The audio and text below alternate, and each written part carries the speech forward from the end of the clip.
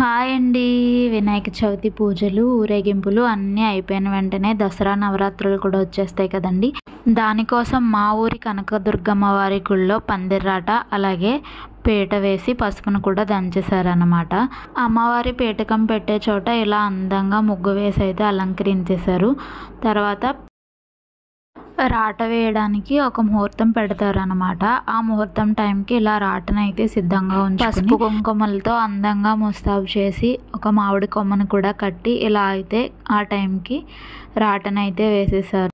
ఇలా అమ్మవారికి రాట వేసిన తర్వాత రాట నిలబడడానికి చుట్టూ కూడా ఇలా ఇసుక వేశారనమాట. తర్వాత రాట దగ్గర పూజ కూడా జరిపించేశారు మా పంతులు గారు.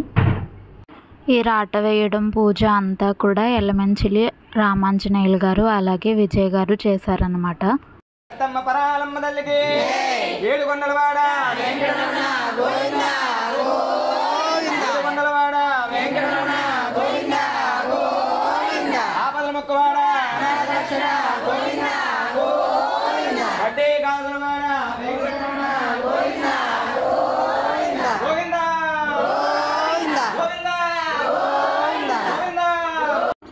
ఈ విధంగా పూజ కంప్లీట్ అయిపోయిన తర్వాత అందరికీ కూడా పంతులు గారు హారతి ఇచ్చేశారు.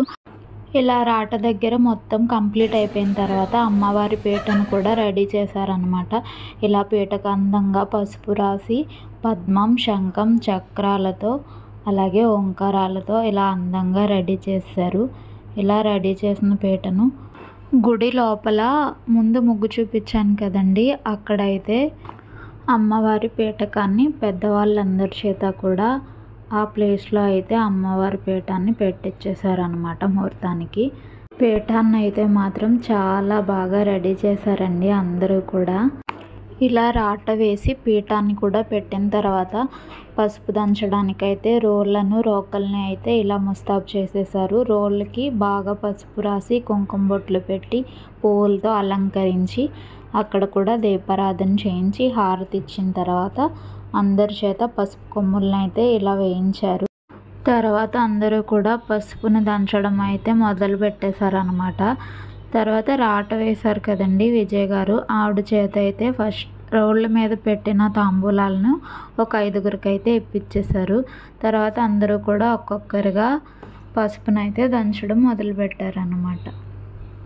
మా ఊరు కోమటగుంటలో జరిగే దసరా నవరాత్రులు కానివ్వండి, అలాగే ప్రతి శనివారం జరిగే రామాలయంలో సేవ కానివ్వండి, అన్నింటి వెనకాల కూడా మా నాగమణి మామగారు అయితే ఉంటారనమాట.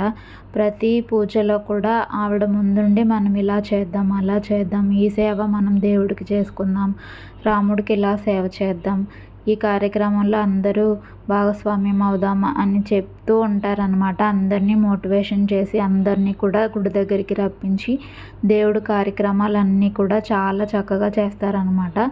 ఎవరైనా ఉంటేనే కదండి, మోటివేషన్ ఇస్తేనే కదా మనం కూడా చేయగలం. అలా చేసే అవకాశం కూడా భగవంతుడు ఆవిడకి ఇచ్చారనమాట.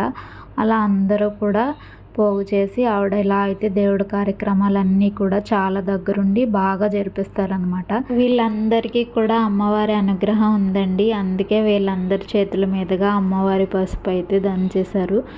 ఇలా దంచిన పసుపుని అమ్మవారి పూజా కార్యక్రమాల్లో అయితే ఉపయోగిస్తారు. అమ్మవారికి పసుపు కుంకుమలతో అర్చన చేస్తారు కదండి, ఆ పసుపు అంతటిని కూడా అమ్మవారి నవరాత్రులు అయిపోయిన తర్వాత ప్రతి ఇంటికి కూడా పంచిపెడతారనమాట. ఇలా మా అమ్మవారి రాట వేయడం, పసుపు దంచడం, అలాగే పీఠం వేయడం అన్నీ కూడా చాలా బాగా జరిగాయి. కాదు అమ్మవారు వీళ్ళందరి చేత కూడా చేపించేసుకున్నారనమాట. జై దుర్గా భవానీ మాతకు జై. అలాగే మా వీడియో మీకు ఎలా అనిపించిందో కూడా కామెంట్ చేయండి. Thank you for watching.